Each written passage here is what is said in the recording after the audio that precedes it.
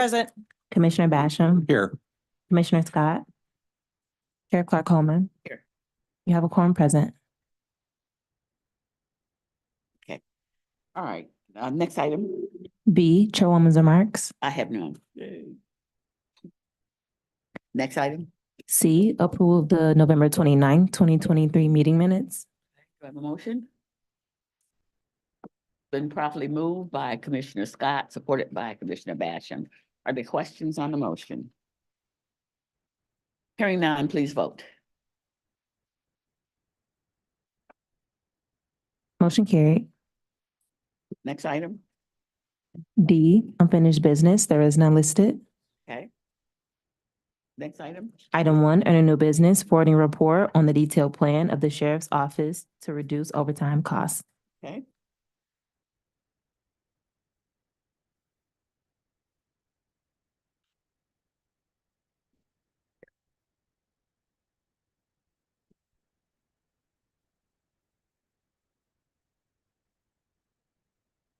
Good morning, everyone. Benita Terry, Director of Administration for the Sheriff's Office. Okay. I'm going to speak on this on item number 1. Yes, so I'll go through and hit the highlights. And then I also have my Director of Recruiting. He's online, so he can answer if you have any further questions. Okay. So as you know, we been challenged with filling vacancies at the Sheriff's Office. Currently, we have 384 vacant police positions. From the onset of the pandemic, we have had 707 employees that have tested positive for COVID-19. Currently, we have 178 employees on FMLA. To reduce overtime costs, we've trying to hire, as I said. We are on websites, job posting websites, the Michigan Sheriff's Coordinating and Training Council, Michigan Commission on Law Enforcement Standards, and MCO. We have recruitment campaigns on Facebook and other social media platforms. We currently have contracts with 7 different radio stations and cable TV for marketing and advertising, and hopefully you guys have seen some of those advertising. We also are advertising on digital billboards located in 3 locations, I-75 and 696, 75 in Goddard, and a Lodge Freeway in 75, and also at bus shelters. We are approved to administer the local corrections officer physical ability test. However, the location has not been determined at the time, has not been confirmed. So we are still looking to confirm that. Our recruiting team is attending an average of 10 recruiting job fairs, school community events each week. We are participating in virtual job fairs, but not as many now since we're moving away from the COVID pandemic emergency. We have implemented a few changes to our hiring for the recruiting. We have hired retirees as temporary officers. The QR application has shortened the application process. It's taken it from 10 pages to 2. The only hiccup at this time is the background investigations with the application. So that is being worked out at this time. We've also eliminated the use of the personality test as of June 2021. So this is up under the MSCTC standards, the psychological evaluation, what we are using at the time. So up under the POAM contract, once it was just approved for the increase for our officers. Compared to October 2022, October 2023, we had 43 applications in 2022, 2023, 95. For November 2022, 37 applications received. November 2023, 125 applications received. Just the months of October and November, we have surpassed our application numbers for the entire year of 2022. And the month of November has received 30 applications more than October. Are there any questions or concerns on this report? Okay, can I have a motion to receive and file? I'm sorry. Sure, go ahead. Thank you, Madam Chair.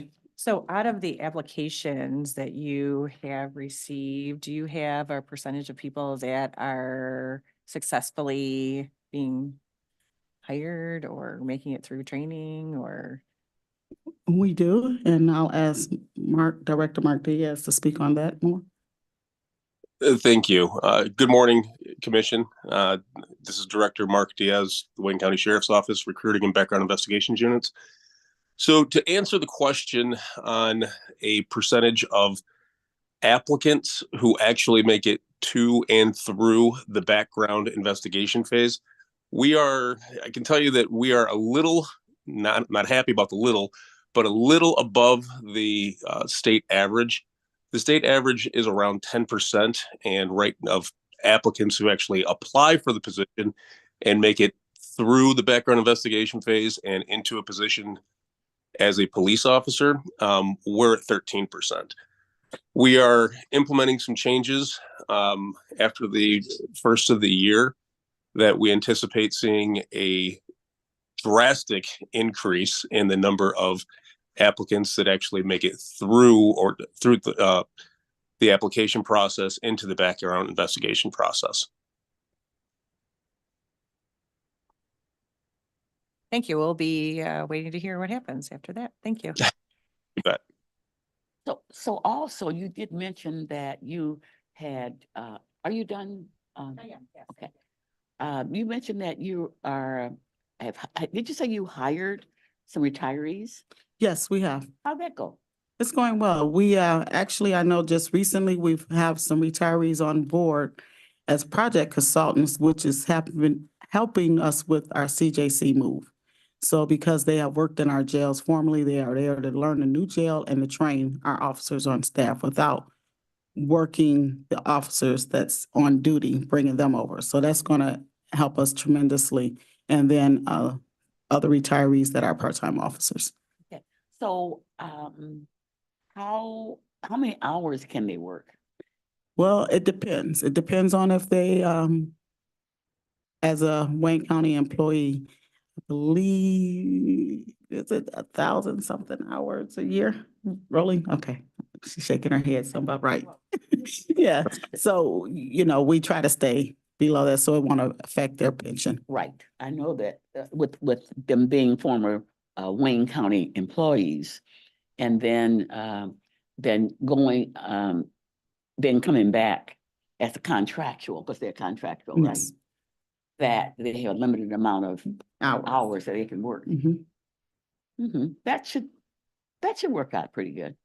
So it's good because we have a lot of knowledge, historical They- knowledge that's yeah. there that helps Yeah, us. they're seasoned employees, Yes. and they should be able to really be able to help those new ones. Be a mentor Yes, to the new recruits that you bring in. most definitely. Yeah, that sounds very workable. Okay. Are there any other concerns on this issue, on item number 1? Okay, I have a motion by Commissioner Scott, supported by Commissioner Kinlock, that we receive and file this report. If there are no other questions, please vote.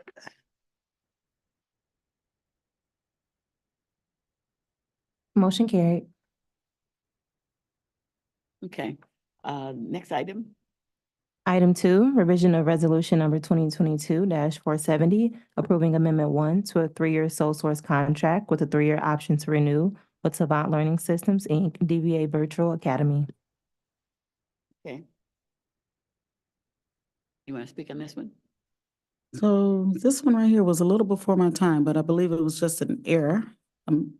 This is just to correct the error, the account number that was noted on the resolution. So that's what happened with this particular one.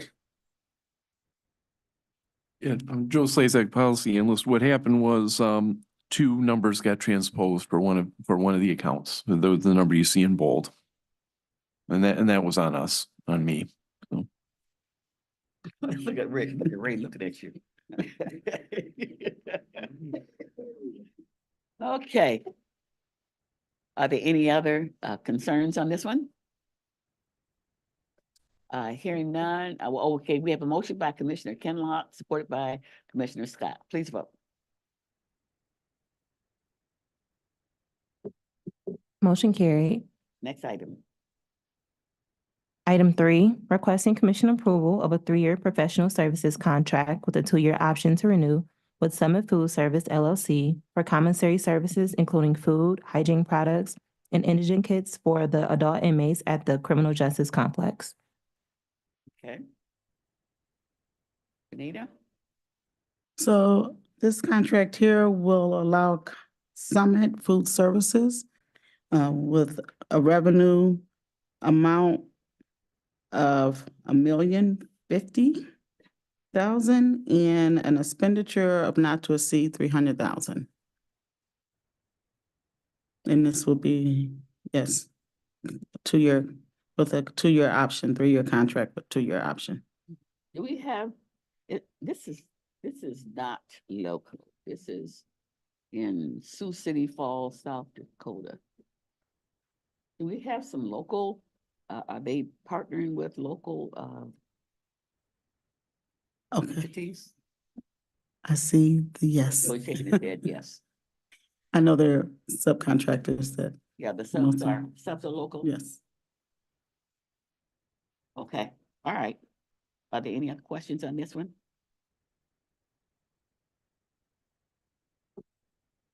All right, so we have a motion by Commissioner Basham, second by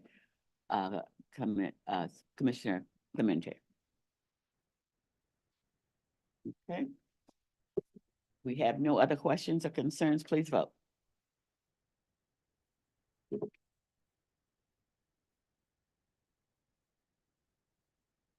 Motion carried. Next item. Item 4, requesting commission approval of a grant award with the U.S. Department of Justice, Office of Justice Programs, Bureau of Justice Assistance to distribute the funds to the Sheriff's Office in 16 municipal police departments and to delegate authority to the county executive to execute intergovernmental agreements with each of the municipalities to allow for the immediate release of funds. Is this just pass-through funds? Yes, it is. And we do receive a percentage acting as the administrator. Yes, The administrative fee. yes. Okay. Any questions on this one? Hearing none, I have a motion from Commissioner Basham, second by Commissioner Scott. If there are no questions on this, please vote.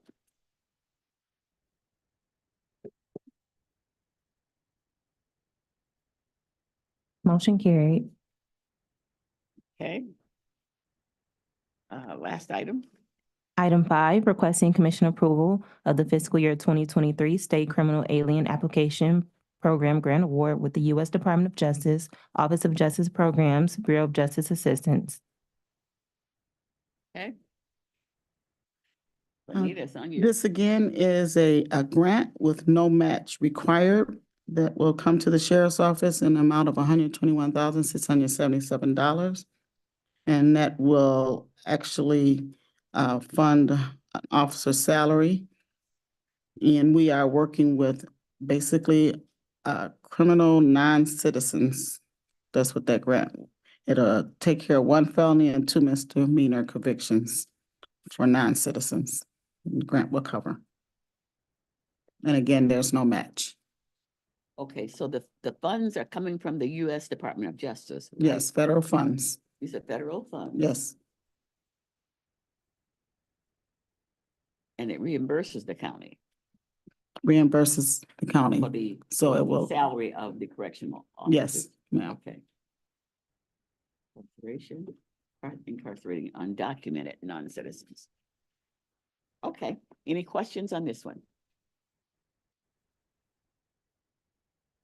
Hearing none, I have a motion from Commissioner Scott, seconded from Commissioner Clemente. And if there are no other questions or concerns, please vote. Motion carried. Thank you. Next item. F, such other matters as may be properly submitted before the committee. I've not been informed of any. Next item. G, public comments. Are the lines unmuted? The lines are unmuted and we have received no emails for public comment. We have what? No emails. Oh, no emails. Okay. All right. So it is now time for public comment. If there's anyone on the line or in the chamber here that would like to make a comment, please do so at this time. Second call for public comment. If you'd like to make a question either, and if you're on Zoom or on the phone or in the chamber here, please do so at this time. Last call for public comments. Anyone would like to make a comment this time, please do so.